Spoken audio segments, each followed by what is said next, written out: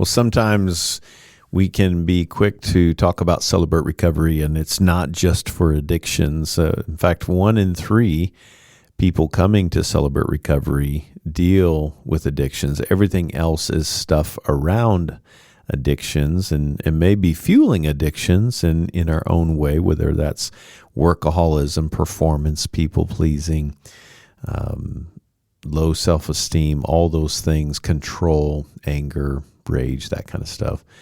But it is important to be mindful that Celebrate Recovery is a space for addictions as well. And sometimes we can get confused on what addictions are and understanding just how they work. Why do we do what we don't want to do? Why do we keep going back to that? Today, I want to unpack that and really help us understand what that looks like. Welcome to Celebrate Recovery Official, a podcast that shares life-changing stories, courage, hope, and leadership wisdom, all centered around the Beatitudes in Matthew chapter 5, where the Celebrate Recovery principles were birthed, where Jesus gives us a model for life. When events hit our way, it brings up pain, and that pain can tie to some unhealthy core beliefs and stories that we tell ourselves about God, ourselves, others, relationships, circumstances. It can take us into unhealthy coping strategies that we call habits that cause havoc on relationship with others, to ultimately lead us to healing, new healthy truths, new healthy practices, and healthy community and fellowship with God. I'm a grateful believer in Jesus Christ. I struggle with drugs and alcohol and perfectionism. My name is Rodney. I'm the Global Field Director with Celebrate Recovery. It's good to be back with you. Hope you're enjoying this podcast. Thanks for, as always, helping us get the word out, and not to make ourselves famous, but to make Jesus famous in the hearts of people that don't know him, and to know who he is, who we are in light of our identity and following and having a relationship with him, and what his strategies are to take the pain of a broken world and broken past and use it for his glory, for his purpose. So glad you're here with us. I was talking to somebody recently, and it kind of prompted this idea. I don't understand addictions. What are addictions? And there's so much, by the way, that we could talk about in this topic, that, we could probably do 100 episodes on just this topic. But I thought it would be helpful to do kind of a high level understanding of addictions, knowing that Celebrate Recovery is more than just addictions. If you're listening to this, just know that we help people face any and all hurts, hang-ups, habits, relationship struggles. And sometimes those habits are addictions. And specifically, I'm talking about substance abuse. But there can be other things like gambling and sexual addiction, shopping. There's all kinds of things that we can find ourselves going to that can keep us stuck. And so I thought it would be good just to spend some time talking about addictions and understanding kind of holistically who we are and how the enemy hijacks comfort, how he hijacks our strategies to the way God designed us. If you listen some podcasts back about kind of the dopamine crash and how the enemy will use that. But God gives us a design for relationships, for comfort, for processing pain, for inviting others and relationships, God and others into that. But it is a central question that I think it would be important to ask is why do we do what we don't want to do? In Romans 7, Paul's talking about that very thing. The very thing I want to do, I don't do, and what I don't want to do, I do. And that takes us into some unhealthy spaces. So, but why do I do what I don't want to do? Why don't I do what I want to do? And so it's an important thing because really it can cross over into so many different things. Sometimes codependency can become a drug in and of itself. But I think it's important to note that addiction, as much as we want to make it a behavior alone, period, explanation point, they just need to stop behaving poorly. It really is a holistic thing that it's important to think about. And here's what I mean by that. Addiction can impact so many different aspects. It affects my mind, and specifically the makeup of my brain and how I think. It literally creates a response in my body.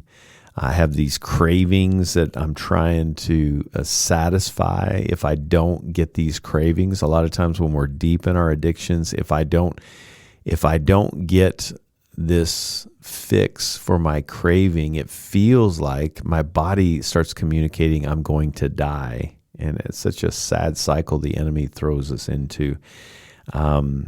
It starts to affect even my soul, which is why in Celebrate Recovery we do our introductions. I did it at the start of this. I'm a believer who struggles with. So if you noticed, my introduction is drugs and alcohol. When I was in my addiction, it attacked my identity. Oh, I'm an addict. I'm a liar. I'm a cheat. I'm all these things. Addictions can impact my soul, my identity, and it most definitely impacts the others, the relationships, the connections. And so I think it's so important that if you're walking alongside somebody or you're walking alongside, show yourself kindness, compassion, care. Just doing I don't know if you've ever seen the Bob Newhart, just stop it. That model for addressing addictions just doesn't work. It kind of misses a deeper reality. And so we're trying to address those things that addictions impacts: my mind, my body, my soul, my relationships, my spiritual walk, all these components. 1 Thessalonians 5:23 says, may your whole spirit, soul, and body be kept blameless. So it's good to just frame right out of the gate that it's not just behavioral modification, which is why we talk about in Celebrate Recovery, there's a difference between sobriety and recovery. We're not just trying to get you away from something, we're trying to move you towards something bigger. And so if you're in the middle of addiction, think about that. What am I trying to get away from?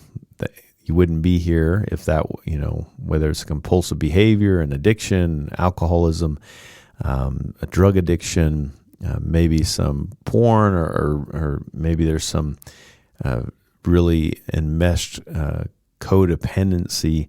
We're trying to get away from that, but what are we trying to move toward? We're trying to move towards something better, and ultimately we're trying to move toward connection with God and others in healthy ways so that we don't become dependent or codependent or dependent on other things or people.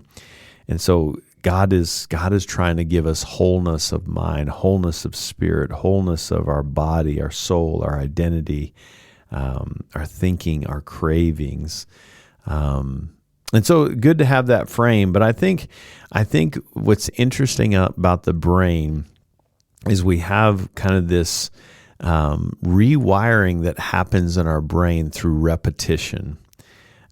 Our brains, and I talked about this a few podcasts back, our brains are designed to learn. They're constantly learning and scanning.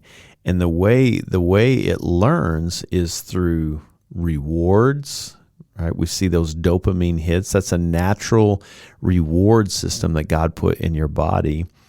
And it's also designed, our brains are designed to learn through repetition.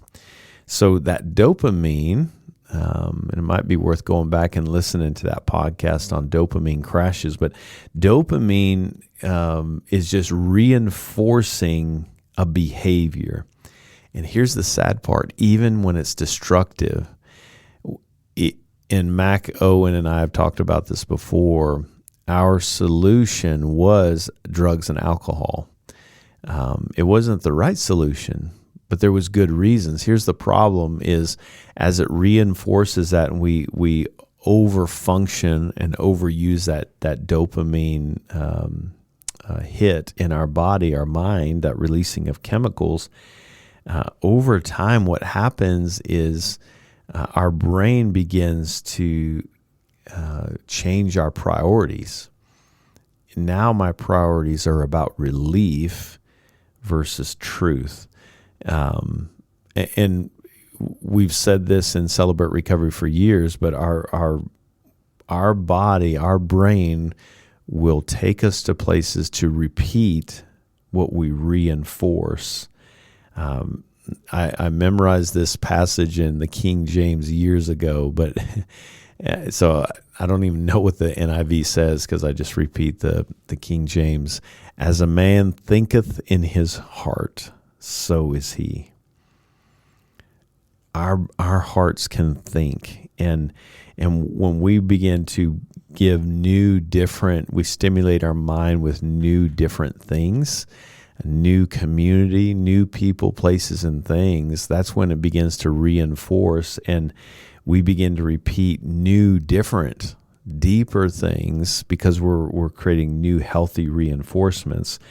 Or Romans 12:2 is another one that because of his mercy and his grace, we want to be transformed by the renewing of our mind.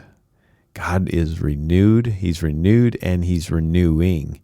We are transformed, and he is transforming us in this space that we call recovery. But it makes sense when we're feeding our mind, we're repeating some unhealthy things that are creating these unnatural dopamine hits.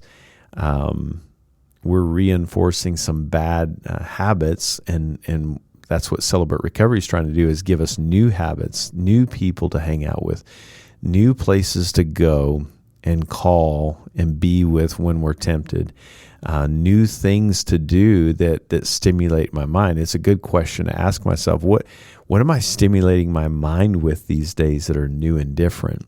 Who are the people in my life that know my full story? Are they brought into that? When I bring another safe person, make sure they're a safe person. You don't want to share with just anybody. We can't bleed in front of a great white shark, so to speak, because they'll devour us. So make sure they're a safe person. But when we start bringing community, we start stimulating our mind and heart, a heart that thinks, through worship, that is taking in new information, new relationships, new connections, new truths as we feed. This is why Principle 7 is so important. Am I feeding my mind with God's Word, with prayer and meditation, etc.? That's the transforming. That's the new thinking in our heart, because we're surrounding ourselves with new, different things. But when we think about the body, so in that brain, if addictions is impacting my brain and my thinking, it's also impacting the body. Those are where the cravings come in. That's sometimes I'll see guys that are deeply entrenched in, especially opiates.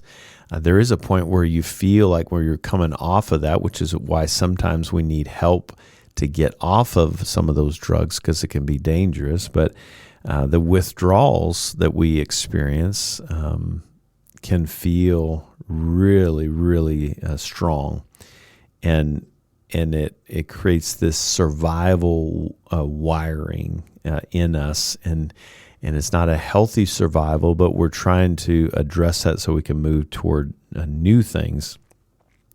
Our bodies. There's a book called The Body Keeps the Score. If you ever get a chance, check that out. It's a great book. But our body stores trauma. It stores stress. It stores these memories from our past. And oftentimes, at least it was in my story, addiction seems to regulate my overwhelming emotions. That's why we'll call it dual diagnosis, where we might deal with anxiety, but we deal with alcoholism as a form to cope. So it seems to regulate my anxiety, my shame, my loneliness, but these are learned survival responses. And it's not just in places of weakness. They really just become a part of our wiring. And that's why it can take some time. And that's why we have to be diligent. It sounds very legalistic to say hit 90 meetings in 90 days, but we're stimulating our mind with new people, new places, new things, new ideas, new everything. We're trying to turn that addiction upside down. And here's what I've learned. Sometimes in my mind, I can try to forget something that happened to me. Growing up in a broken home with multiple stepfathers and lots of abuse, physical, verbal, emotional, and even some sexual abuse that happens there. So my mind may try to forget, and sometimes I'll kind of shut that down, but my body remembers it. And it's just good to understand that my body may be storing. This is why we don't just manage the behavior. We're trying to give people recovery so that we can address the things that we may be running from. We can address the things that may need to be noticed and honored and organized, etc. So my body will remember it. My body keeps the score, as the title of the book says. So we're trying to help people honor and lean into that, but sometimes those cravings, those withdrawals, those survival wirings are stemming from some unresolved things, or some effects of the unresolved things, like the emotions of shame and anxiety, loneliness, etc. Matthew 26, verse 41, watch and pray so that you will not fall into temptation. The spirit is willing, but the flesh is weak. I can't manage this on my own. This is why I need community. This is why I need people around me.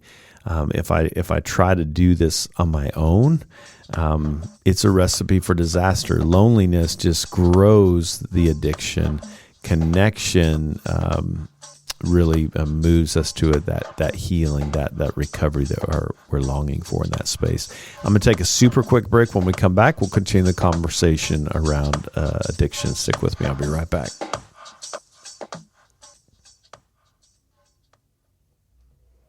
Hey friends, did you know that we've got the annual summit coming up? So excited. We have a West gathering on the West Coast, and you can find all the information about that on our website, celebraterecovery.com. And then we also have the annual Celebrate Recovery Summit on the East Coast in Tennessee. So in California on the West and Tennessee on the East. If you'd like to be a part of that, bring your team, be encouraged, be filled up. Go to celebraterecovery.com. You will not regret it. We hope to see you this summer at the West Gathering and the East Celebrate Recovery Summit. Welcome back. So right before break, just talking about the spirit is willing, the flesh is weak. It's so important that we can't do this on our own. We try to do it, and we fail when we try to do it on our own. That isolation becomes a catalyst to growing the addiction. Connection actually becomes a catalyst to grow our recovery, not just sobriety, but recovery. I think when we think about how the addiction affects the soul, there's a longing that I've learned that sits underneath my protection. My protection and strategies for comfort was substance abuse. And what I learned in the recovery process, and even working in the therapy circles as well, is that there's a deep longing beneath that really bad habit. I'm chasing something. And oftentimes, whether it's a sponsee, accountability brother, or even in a therapy session, one of the questions that we'll get to is, hey, what were your if you didn't have people around you that you could go to for comfort, what would you go to that you were chasing, and what would that provide for you? If alcohol and drugs, what would it provide for you to just understand that? Because every addiction is chasing something. It might be escape from pain, which going back to that, what's sitting in my body, the trauma, the pain. It may be comfort from my anxiety, my depression, whatever. It could be chasing just a sense of worth. Again, it attacks our identity. The addiction attacks our identity. And so, or in our addiction, ironically, we're chasing some form of connection. And in God's wiring for you, if you're struggling with substance abuse, just know that God wired you that way. Your soul was designed by God and for God to worship and exalt His name. But when we're in a place of woundedness, this is where the enemy he's incapable of creating anything. He will just hijack what God has created. In our woundedness, some things may have happened to you in your past. I'm so sorry those things happened to you. Those are not your fault, but they do become our responsibility, because what happens in our woundedness, our soul that was designed for God specifically, to love God and love others, begins to go chase other things elsewhere in our woundedness and in our brokenness.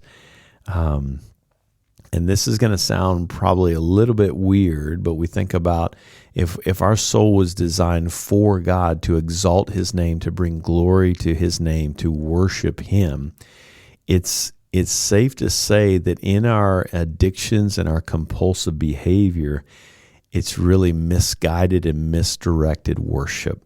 We begin to worship the wrong thing. We're chasing something in someone, something in a substance, or someone in relationships elsewhere, because we're in a place of woundedness. That's why Celebrate Recovery is helping us deal with the woundedness. A couple passages on that. My soul thirsts for God. Do you know that your soul is wired and designed to thirst for God, for the living God? That's from Psalm 42, verse 2. And then this knowing that the enemy's trying to exchange God's truth and who He is and what it's like to be in healthy connection with Him with these lies. He's replacing lies with truth, and that's what we're trying to. If my soul thirsts for God, and there's an enemy trying to exchange truth of God with a lie, then I need to understand that that's what the addiction's done to my soul in that space. Not to shame it, but to understand it so that I can move toward healing. But to the relationship aspect of addictions, I said this a second ago, but we see this play out. This is why relationships can be strained when we're in our addictions, is addictions thrive in isolation. They thrive in connection as well. Recovery thrives in connection, but in our addiction, it thrives in isolation. Very unhealthy, but it very much thrives in isolation. So a lot of times in our addiction, we don't like who we are. We don't like what we're doing, but that shame can drive people. I know it drove me into hide in the bushes, cover myself up. I don't want anybody to see this. But what I love about Celebrate Recovery is we create safety to be able to talk about whatever's brought you into hiding, break down that shame. And shame, the antidote, as Brene Brown says, the antidote to shame is vulnerability. And here's the added thing I would add to that. I've said it before, but is responded to vulnerability. When I can share with vulnerability and look across the room and see you as a safe person, listening, and you're locked in with me, taking in what I'm sharing, something shifts in me. Healing and it's the whole design of our small groups, open share small groups and step study small groups, two different types of groups, but both equally important. One is processing where I am today, and one is addressing where I was yesterday, and then moving toward what's happening today so I can learn how to walk in gratitude. But healing really does require that honest connection, safe connection. That's why those small group guidelines are so important in our small groups. But you and I are wired for relationship. Sometimes you're like, man, I wish that wasn't the case. I don't like how I got to bring other people into this. But we're not wired for secrecy. We're not wired for hiding.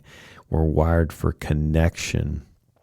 If isolation fuels my addiction, connection literally comes in and interrupts that or disrupts it and creates a different mindset. So when I read passages like James 5:16 that we read in the fourth step, confess to one another, pray for one another. And then there's two beautiful words in there, so that you may be healed. We can only be loved to the extent we're fully known. I talked about that, I think, the last podcast maybe, but I need people to know me. And when I start taking that mask off, then I begin to experience love and connection the way my heart is longing for, and something shifts in me. So there's kind of just a general cycle that we see play out. We'll see something will happen. We begin to experience a lie. Or let me take that back. A lot of times a trigger can happen. Something will happen. We have a disagreement or we have a bad day or whatever, and so we experience this trigger. And I think that there's a craving that happens in that, but I think there's a lie usually that, hey, you're already thinking about it, so you might as well, right? So that part of that in conjunction with my trigger is the lie that comes up with that. And here's the thing, you will be tempted. Even Jesus was tempted, and yet he was without sin. He was tempted. If Jesus could be tempted, why would we think that we couldn't be tempted? We're going to be tempted. We're gonna have temptation in our triggers that we see, and that's going to bring up a craving. Don't listen to the enemy's lie that you've already been tempted, so you might as well carry it out. And a lot of times that's what I'll see people do. They're tempted in the lie. Well, you've already done it. It's like, I can't believe you're even thinking that. You must be pathetic. And so I might as well act out. And then they'll act out. And then we experience shame and despair. And a lot of times to try to get ourselves out of that shame and despair, we'll go right back to acting out. And it's just a vicious cycle. So sometimes those triggers that can get us on that nasty cycle can be stress. It can be pain. It can be just driving by certain locations or whatever. And then my body begins to activate kind of those old pathways that go, ooh, this will bring me comfort. And it's just a vicious cycle because it never ends well, right? So we're trying to, we'll see these triggers pop up, and then the cravings, which leads to those unhealthy behaviors that we're trying to get away from. Yes, we experience temporary relief, or we wouldn't do it. That's our solution. But then the shame shows up, and now it's not here. It's actually a little bit deeper. And then guess what? As I said a second ago, we want to get out of the shame. And that becomes our trigger for the next lie and the next craving and the next acting out. I've said this for years, and when I'm talking to people, we're trying to overemphasize that Celebrate Recovery is not just for addictions, but it is a part of it. The problem of substance abuse was not the problem for me. It's a behavior. It's actually a symptom of a greater problem. It's a cycle that I'm stuck in, and I want to get underneath that because the strategy of going to substances isn't working. James 1:14-15 reminds us, each person is tempted when they are dragged away by their own desires. We're kind of led to this grave that the enemy is throwing us in emotionally and mentally. And what we're trying to do in Celebrate Recovery is take us to a new healthy space.